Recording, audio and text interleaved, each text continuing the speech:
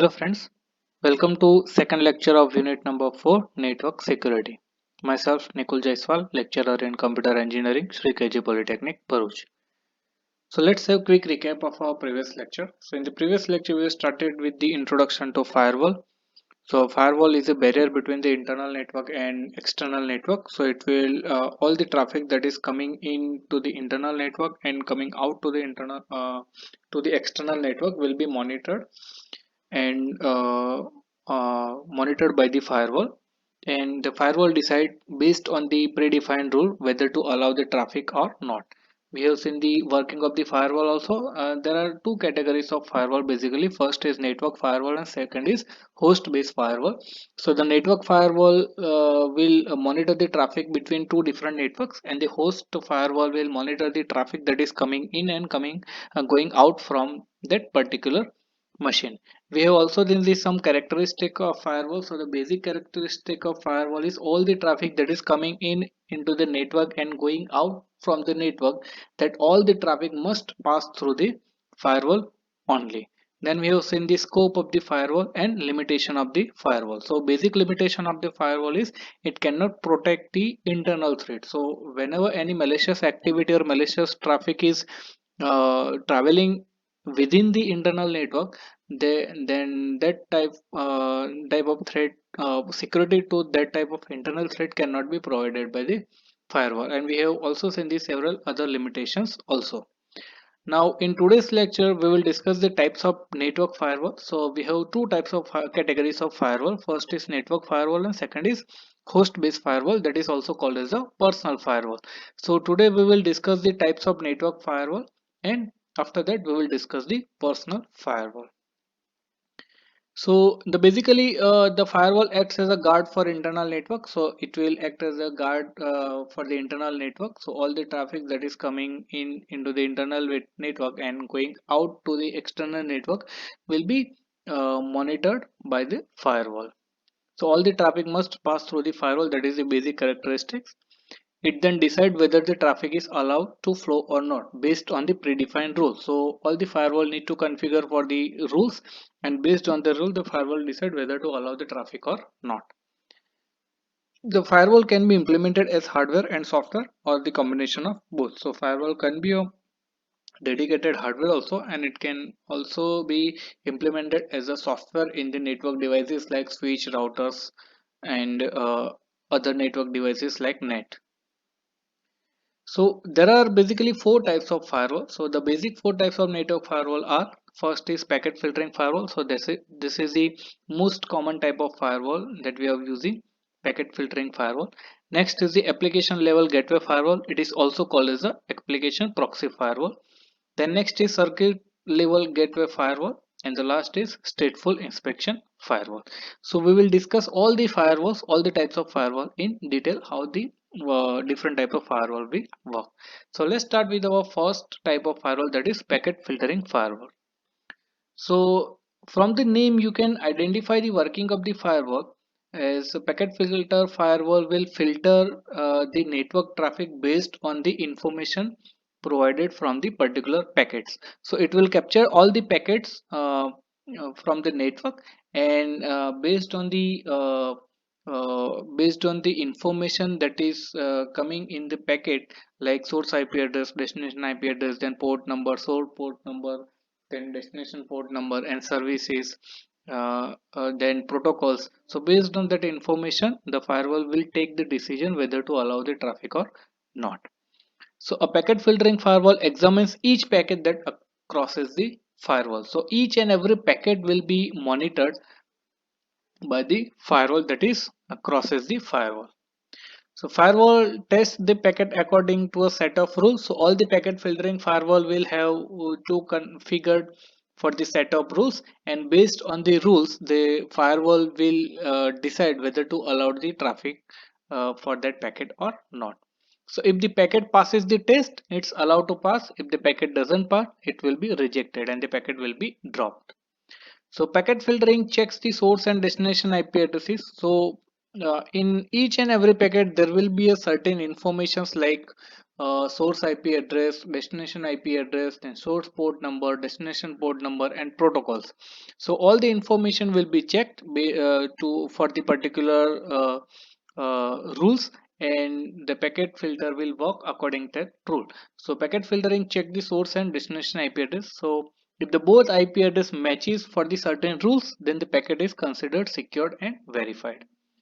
The sender may use different applications and program. So packet filtering also check the source and destination protocols such as UDP and TCP. So a packet filtering firewall can also check the certain applications and certain protocols to find the match for the match for the predefined rules. So packet filter also verifies source and destination port address. So the rules that you set up for the packet filter either permits or deny the packet that specify the certain IP addresses or ports. So whenever we set the rules for the packet filtering firewall, all the rules will be based on the source IP address and destination IP address and source port number, destination port number, and protocols. So based on that rule, the packet will be filtered and it will be either permitted or it will be either denied. For example, you may permit the packet that are intended for your mail server or your web server and deny all other packets. So we can set up a rule. If we want to permit the packet for the web server, then we will allow all the packets which has the protocol HTTP or HTTPS, and all the packets all other packets uh, uh, all the other packets will be denied from the firewall. So if we want to allow only mail server or web server protocols, then we will configure our rules such that the mail server services and web server services protocols packets will be allowed, and all the other apart from the mail server and web server packets will be dropped by the firewall. So this type of rules can be set up in the firewall. So packet filtering is usually an effective defense against the attack from computers outside a local area network. So it will defend the our computers in the local area network from the malicious activity that is performing outside the LAN. As most routing devices have integrated filtering capabilities, packet filtering is considered a standard and cost-effective means of security. That means all the major routers and smart switches comes with the packet filtering capabilities. So all the major network devices come with inbuilt packet filtering firewall.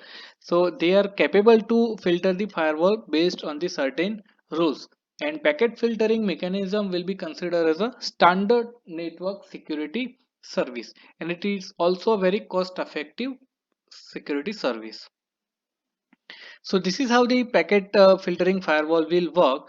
You can see here we have a client and a server. So it can be also user 1 and user 2. So whenever any client send the packet to the server, there will be a firewall in between the client and server, and what the firewall will do, it will capture that packet, it will open that packet, and it will check whether the packet is allowed or not based on the certain information. So first it is IP headers, that means it will check the source and destination IP addresses. Then TCP header, so it will check the source port number and destination port number, and all the other header information and data will be ignored. So it will check the IP header and TCP header, and uh, it will check the IP header and TCP header for the certain predefined rules, and if the packet is allowed based on that information, then the communication between the client and server will be permitted. So all the packet that is coming from the client to server and all the packet that is going from server to client will be monitored, and it will be examined by the packet filtering firewall. So these are the basic advantage of the packet filtering firewall. First is it is very simple. So what the firewall will do, it will take the packet, it will open the packet, it will check the IP header, it will check the TCP header, and it will match the IP information and TCP information to certain rules. If the rules matches, then it will allow the traffic. If rules doesn't match, then it will not allow the traffic. So the operation for the packet filtering firewall is very simple. So operation is very simple. That's why the operating speed will be also fast. So packet filtering firewall will work very fast as compared to other type of firewalls. You see, it is also provide the user trust because the packet filtering firewall is not opening the uh, uh, data portion of the packet. So every user can easily trust the firewall because it is not opening the data, and firewall is not aware of the data in the packet.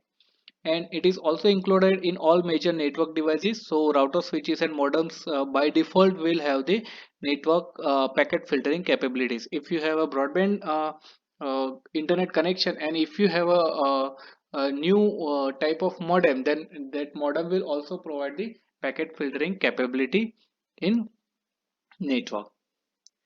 These are the basic disadvantage of the packet filtering firewall. First, it is difficult to set up the filtering rules.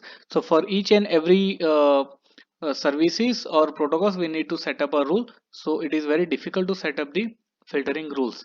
Then it is also not provide the authentication. So some of the services will not be provided by the packet filtering firewall. Other firewall also provide the authentication mechanism.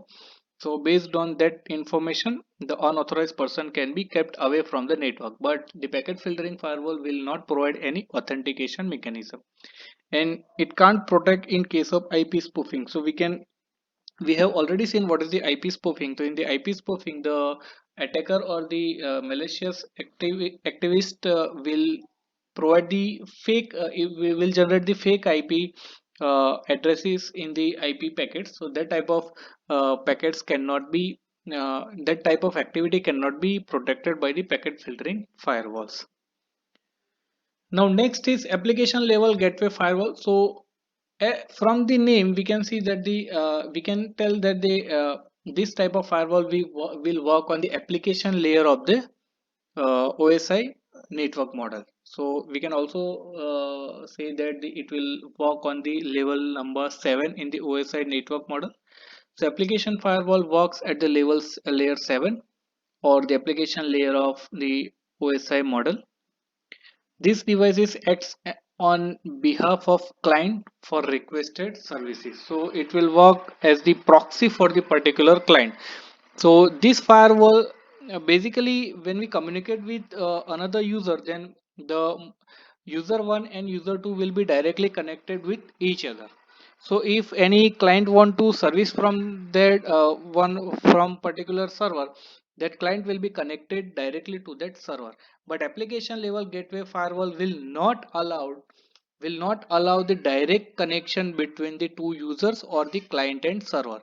So on behalf of user, the application level gateway firewall itself create the connection between the different connection between the server, and that information will be provided to the client.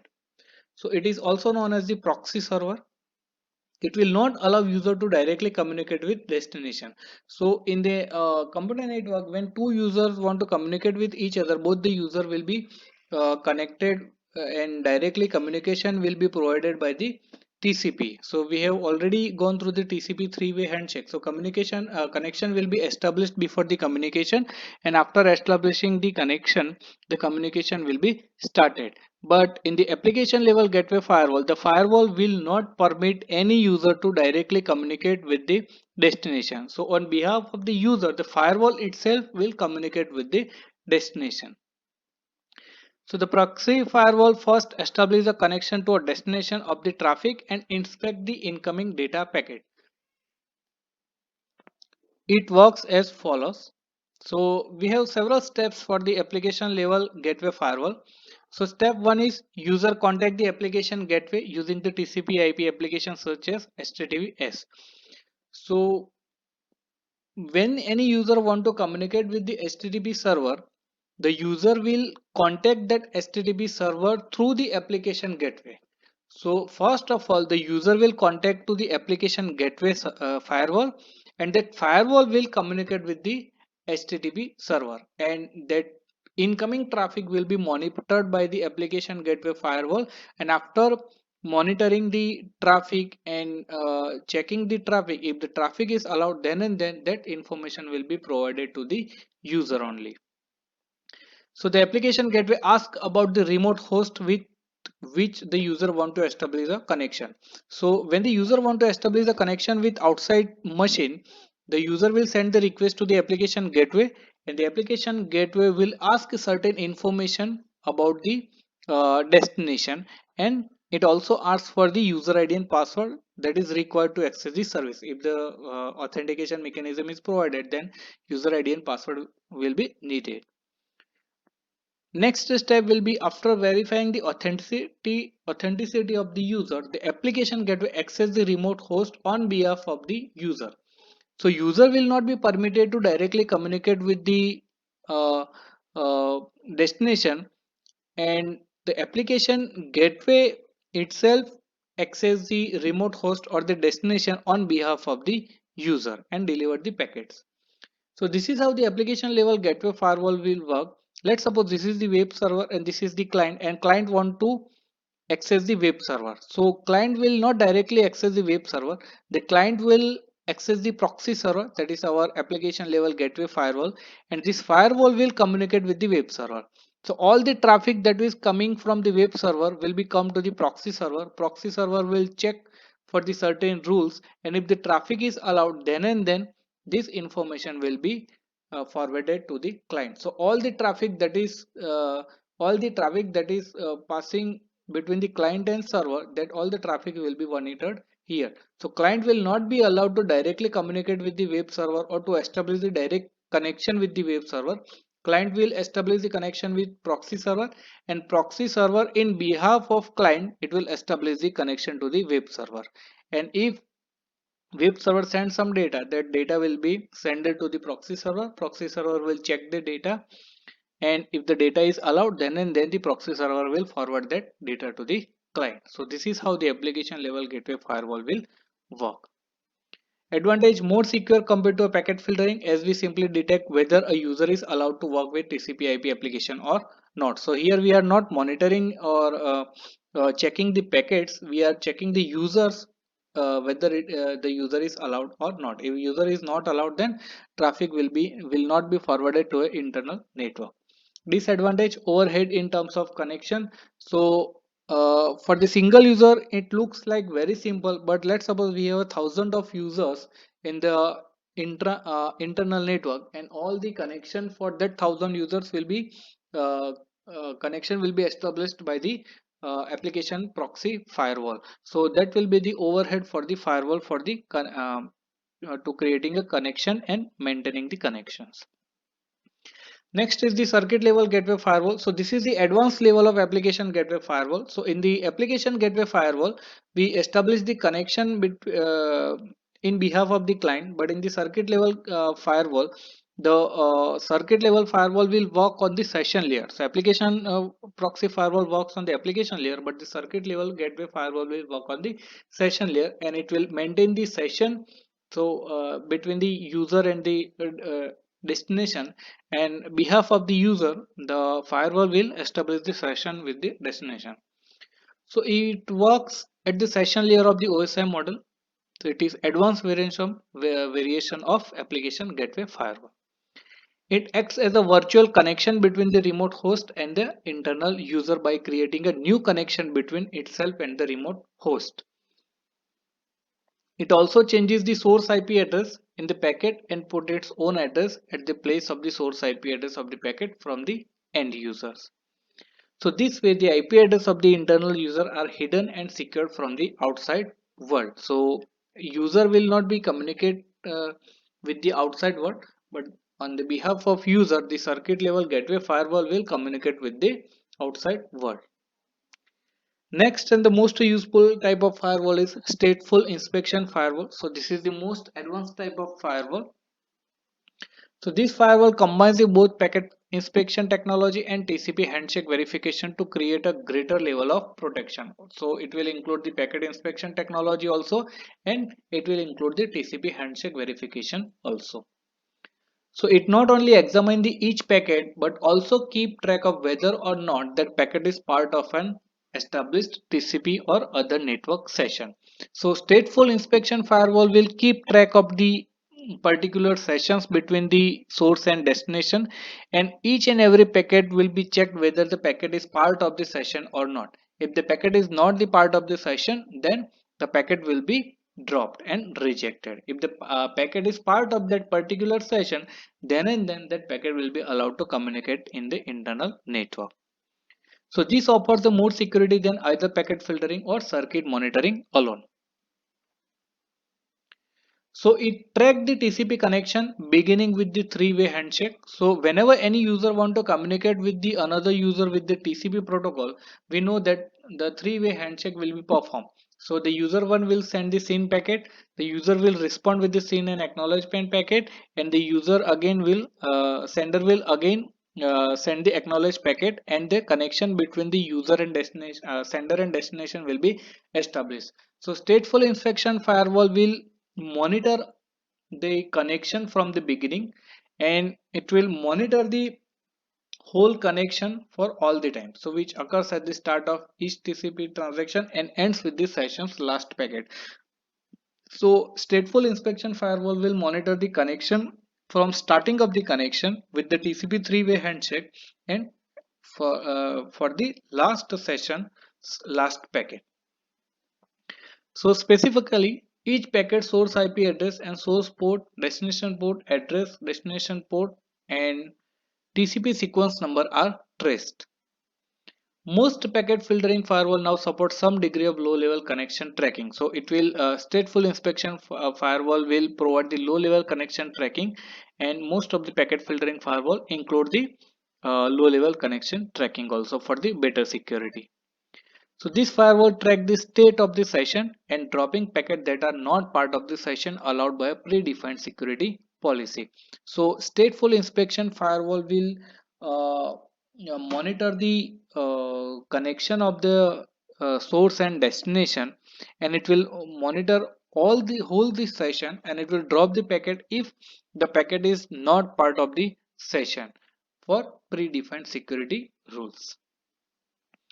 So this is sometimes called session level protection because they keep state information for each network session and make allow denied decision based on the session state table. So this is the session state table.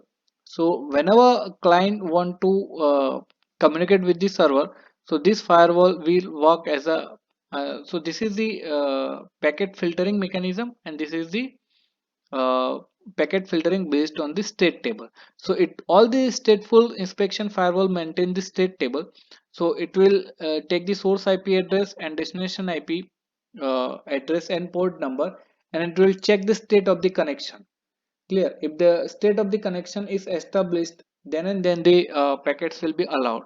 If the packet is not part of the particular session, so if the packet is apart from this connection, then the packet will not be allowed in the network.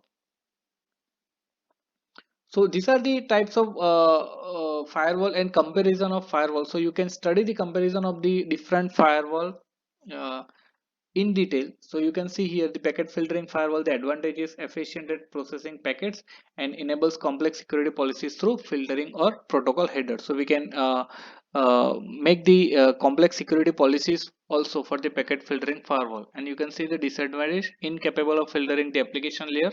So whatever the data is coming for the application layer, that cannot be filtered and can be difficult to securely configure. Then lacks feature like authentication and logging. So authentication and logging will not be provided by the packet filtering, and vulnerable to spoofing attacks. So it cannot protect the network from the spoofing, IP spoofing type of attack. So these are the comparison of the different firewalls. So you can study the different comparison of the different firewall in detail uh, by examining these advantages and disadvantages. So let's move forward for the personal firewall. So we have two categories of firewall. First is network firewall and second is personal firewall, or it is also called as a host based firewall. So network firewall will protect the two networks or particular network from the outside network, and the personal firewall will protect the particular machine. So it will check the traffic for particular machine only. So personal firewall is an application which control the network traffic to and from a computer, permitting or denying communication based on the security policy. Typically, it works as an application layer firewall. So personal firewall differs from the conventional firewall in terms of scale. That means the network firewall can protect the number of machines, but the personal firewall can protect only a single machine. So that is the difference between the in the terms of scale. So personal firewall will usually protect only the computer on which it is installed as compared to a conventional firewall which is normally installed on a designated interface. So personal firewall allows the security policy to be defined for individual computers only. The peer computer scope of personal firewall is useful to protect the machine that are moved across the different networks. So normally the personal firewall will help us to uh, in the case where our machine is moving across the different networks.